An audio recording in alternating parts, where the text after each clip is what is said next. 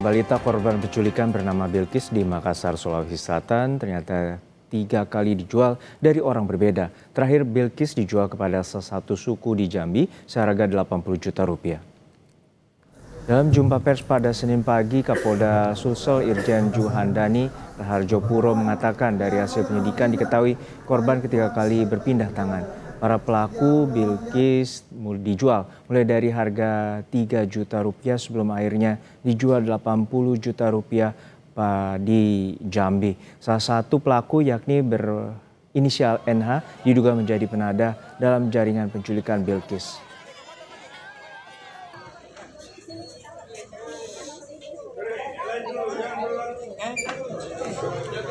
Sepekan hilang diculik seorang balita berusia 4 tahun akhirnya kembali ke pelukan keluarga dalam kondisi selamat. Korban ditemukan di kawasan Jambi.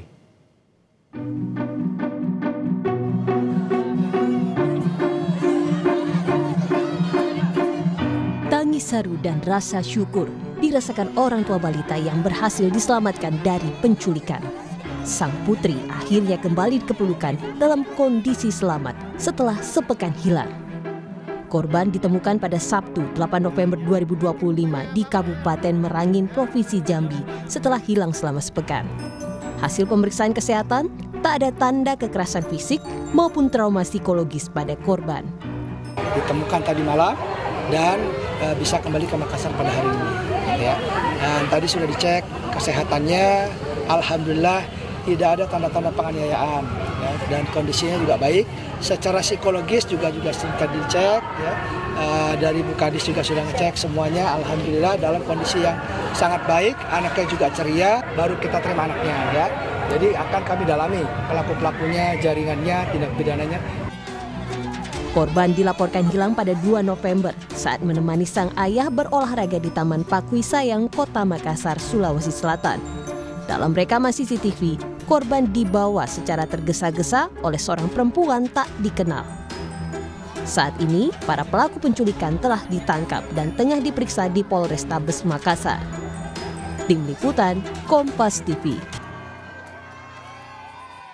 Setelah sepekan, balita yang hilang di Makassar telah kembali ke pelukan keluarganya. Informasi terkini soal kasus penculikan ini disampaikan oleh jurnalis Kompas TV, Gufron Lama Taha dan juru kamera Nila Rustam. Gufron, untuk saat ini bagaimana kronologi akhirnya korban ditemukan di Jambi dan berapa orang yang ditangkap oleh pihak kepolisian? Ya, siang Juno dan juga saudara, benar sekali. Hingga saat ini memang korban sudah berada di rumah keluarganya yang ada di Kota Makassar untuk bagaimana hingga proses kronologi korban kemudian ditemukan di Jambi. Ini saudara memang berawal dari hilangnya korban di salah satu taman yang ada di Kota Makassar pada 2 November lalu. Terus kemudian juga diculik atau yang menjadi yang menjadi tersangka utama di Kota Makassar ini berinisial SY, yang kemudian menculik terus kemudian membawa korban ke kos pelaku dan menawarkan korban melalui sosial media, sehingga tersangka lainnya dengan inisial NH ini tertarik, yang berasal dari Jakarta ini kemudian ke Makassar dan berencana ataupun juga membeli korban ini dengan harga 3 juta rupiah. NH ini kemudian saudara menyerahkan lagi ataupun juga menawarkan korban lagi kepada MA dan AS dengan harga 15 juta rupiah.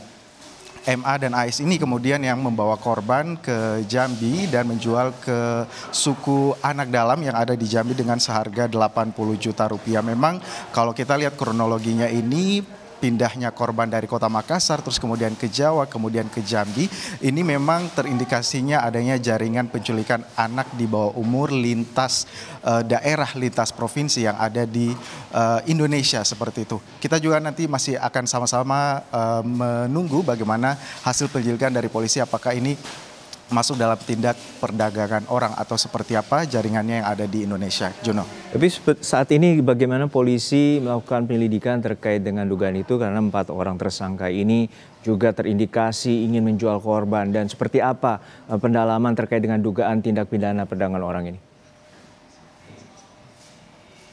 Betul sekali, indikasi penculikan anak di bawah umur ini memang diduga merupakan jaringan tindak pidana perdagangan orang atau TPPO yang ada di Indonesia. Kalau kita lihat memang ini sudah berjalan cukup baik ya, mulai dari tersangka utama SY yang ada di Kota Makassar ini menggunakan ataupun juga menggunakan jilbab pada saat di taman, terus kemudian melepas jilbabnya ketika membawa korban keluar dari taman, sehingga memang ini sudah bukan pertama kali mereka lakukan. Dari rilis polisi tadi disebutkan bahwa NH yang kemudian mengambil dari korban ini sudah melakukan ataupun juga sudah melakukan ini sebanyak 3 kali, dan juga motifnya adalah untuk berupaya memberikan bantuan kepada pasangan yang tidak mengadopsi anak. Untuk selengkapnya kita akan simak wawancara kami dengan Kapolda Sulawesi Selatan berikut ini.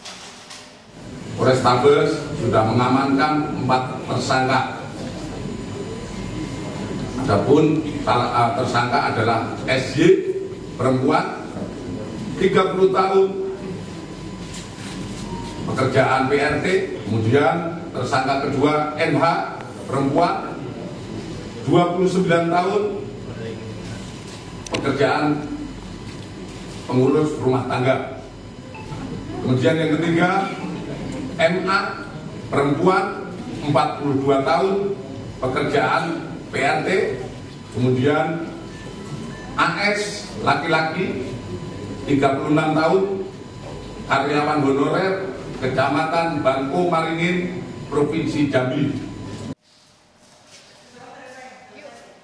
Kenapa boleh dikatakan ini merupakan dugaan tindakan perdagangan orang atau TPPO yang ada di Indonesia? Karena memang menurut press release dari kepolisian tadi menyebutkan NH ini sudah melakukan tindakannya sebanyak 3 kali.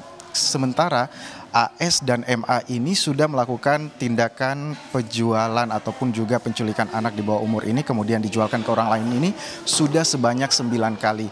Nah, titik-titik penculikan yang sudah dilakukan mulai dari 3 kali hingga ke 9 kali inilah yang nantinya akan dilakukan penyelidikan lebih lanjut. Apakah memang titik-titik ini merupakan jaringan antar provinsi yang ada di Indonesia dalam dugaan kasus TPPO seperti itu, ataupun juga penculikan anak di bawah umur, atau seperti apa, ini masih dalam penyelidikan lebih lanjut baik dari Kapolrestabes Kota Makassar, terus kemudian juga tentunya nanti akan dilakukan juga penyelidikan lebih lanjut dibantu dengan Kapolda Sulawesi Selatan. Seperti yang kita ketahui, penangkapan 4 tersangka ini merupakan operasi gabungan dari Kapolrestabes Kota Makassar dibantu dengan Polda Jambi dan juga Satreskrim Polres Kerinci. Tentunya koordinasi antar polisi di Indonesia ini juga bantu mensukseskan menangkapnya 4 tersangka yang tersebar di beberapa daerah yang ada di Indonesia, Juno.